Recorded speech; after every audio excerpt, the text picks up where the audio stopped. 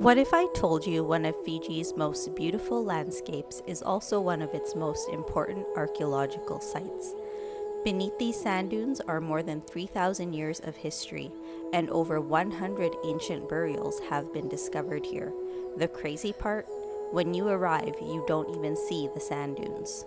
When you first enter the Sigatoka Sand Dunes National Park, you have no idea what's waiting for you. After paying our $10 entry fee with discounted rates available for students and locals, we got a quick briefing from the guide and a map of the trails. To be honest, we were so distracted by the beautiful surroundings that we barely paid attention. Thankfully, one of the park's furry four-legged residents decided to join us and ended up being our unofficial guide for the entire hike. Honestly, I think we would have been a little more lost without him. The trail begins through lush tropical vegetation, and you're completely immersed in nature. After some time, past the hilltops, a ways in the distance, you catch a first glimpse of the sand. Then there's a bit of a steeper incline, and your feet start to feel the sand beneath them. You reach the top of the incline, and suddenly the landscape transforms. The dunes themselves are incredible.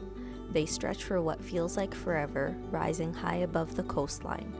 We visited early in the morning, so the sand was still cool enough to walk barefoot. I definitely wouldn't recommend trying it in the afternoon. If you've got kids, they'll probably think it's one giant playground, but if you're not someone who enjoys walking or hiking, this might not be your kind of outing. If you love nature though, I'd say this is one of Fiji's hidden gems. As breathtaking as the scenery is, what makes this place truly special is what lies beneath your feet. These dunes became Fiji's first national park in 1989, but they've preserved evidence of more than 3,000 years of human history. Archaeologists have uncovered pottery, stone tools, food middens, and evidence of Fiji's earliest settlers. Perhaps the most remarkable discovery is that archaeologists have now identified more than 100 burials here, making this one of Fiji's most significant archaeological burial sites.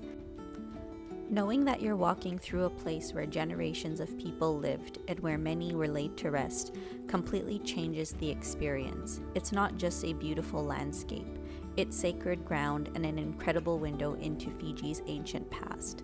The visitor center also shares a fascinating Itoke legend.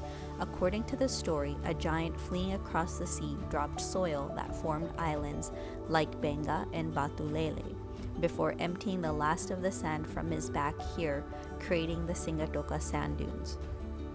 Eventually, the trail opens onto the coastline, where you're greeted by the most stunning deep blue Pacific Ocean.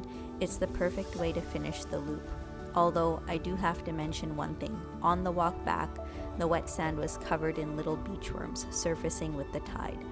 As someone who's not exactly a fan of tiny wriggly creatures, walking barefoot over them was an experience I'll never forget.